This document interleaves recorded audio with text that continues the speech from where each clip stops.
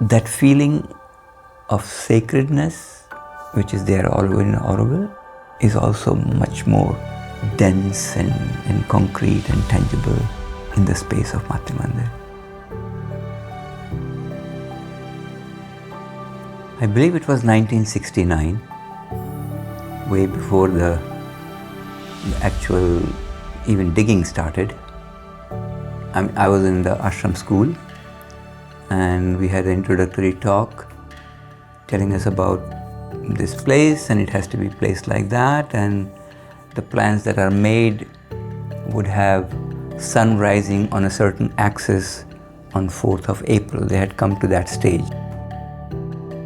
As a tourist in 2012, so we first arrived in Pondicherry, and there we learned that there is a city, Auroville. And that time also it was quite difficult to get into the inner chamber. And there I had a very strong experience which I cannot somehow describe, or it's very difficult to articulate what it was. But yes, it was very powerful, very strong experience. I was born and brought up here, so I kind of just grew along with the place. Like as the Matrimandir was growing, I was also growing. I was just a little older than I am.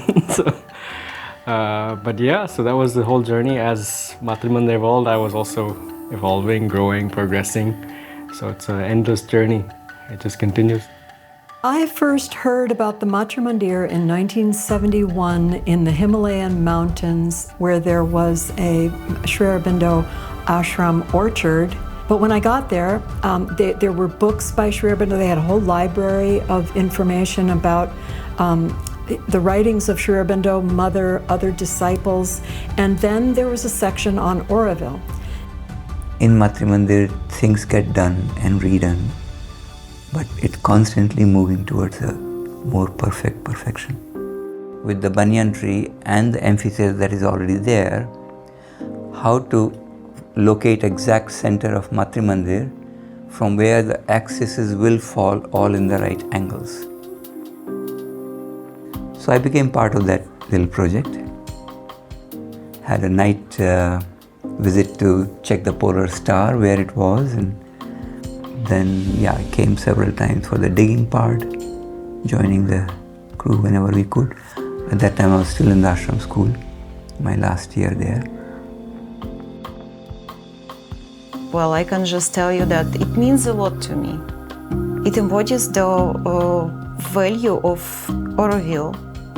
For all of us, for all Aurovilians, is the place where we all have our experiences, which are very different.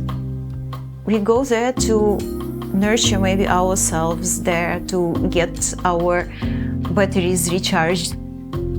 When I visit Matrimandir, I feel incredibly grateful for the blessing of this being a part of my life. I need to really feel connected to a much deeper spiritual reality that is actually grounded. And to me, that is what Matrimandir is. It is grounded. It's a place of a purpose as well, a place of coming to the center, but at the same time also expanding out, growing and progressing, and always unending. And a place where, the new consciousness ideally descends and we all awaken to it. In Auroville, the very first thing that she wanted to grow and to develop and to establish was the Matrimandir. This is the center, it's the essence, it's the soul that is still imbibed with the aspiration of Auroville and the Mother's blessings.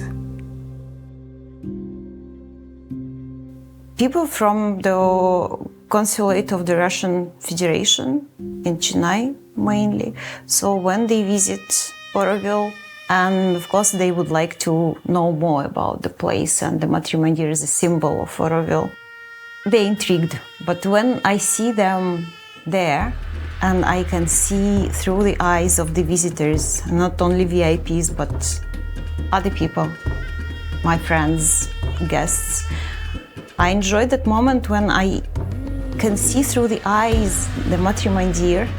I see the transformation in them. So, and yeah, I just take them around, I show them the gardens, I try to explain what it is for us. When I was in school, we used to come and try to help out with some new scaffolding that they had got, so that was pretty fun. So it was like a puzzle. We had to read, fix the scaffolding. It was like a specific way. We didn't have the manual with us at that time, but then we managed to figure it out. And there was, again, there was always one, there wasn't a specific way of involvement, but there was always some involvement one way or the other. So it always varied depending on what was required. I was a student at that time in my life. I'd been studying philosophy, I'd been studying history, I'd been studying English literature, and then I read Sri Aurobindo. So it was kind of like my brain was already cranked up to read sentences that lasted half a page. During the first 15 years that I lived in the ashram, it has come anytime, every time that one can, and do whatever is there to do. Whether it was digging, whether it was concreting, whether it was just loitering around at times when there is no work going on. Because work was the body's best prayer to the divine. Offering all one can to the place. And then doing that, one is also filled, one receives so much. It's important also as a place, I mean, maybe in the future, I think it can become a place where we can all come together. Because for me it's very important that human unity, that is again has become a cliche, but somehow it's very important. And I have that very strong belief that if we can learn how to live together, communicate without blame, without accusations or projections, and just see each other's souls, then we can maybe really build that city. I don't expect anything out of it, and in return there's so much that Matrimandir gives back in that sense. But just to be open to be able to receive all of that and just be grateful at the end of the day. There's so much happening there right now. If we were to say how important is Matrimandir to Auroville,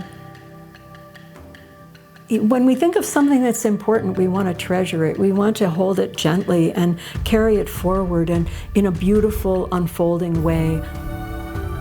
The divinity pulsating through matter. This is where I see Matrimandir becoming or being, or maybe it is.